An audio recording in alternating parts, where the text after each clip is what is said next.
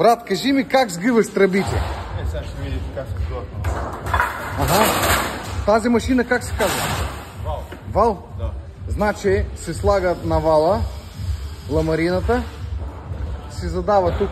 Избираш се програмата. Ага. Пускаш и гледаме. Значи вала така я сгъва, зима и сгъва. Една минута и готова. След това, както сгънахме тръбата, тук какво прави? Закопчаваме тръбата, нали? Тръбата се закопчава. Ето виждате процеса, как закопчава тръбата. Тази тръба колко на колко? 100. Ага, стотица.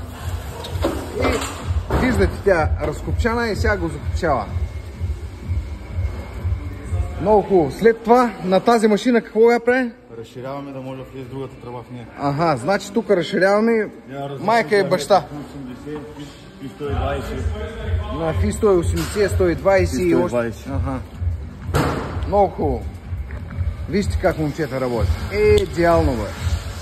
Машините правят нещата. Значи, една минута и тръбата готова, нали? Една минута трябва задно тръбата да бъде готова. Ето, разширяване. Идеално. Много хубаво.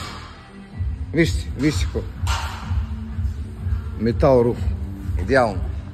Хубав ден, да се живи и здраве.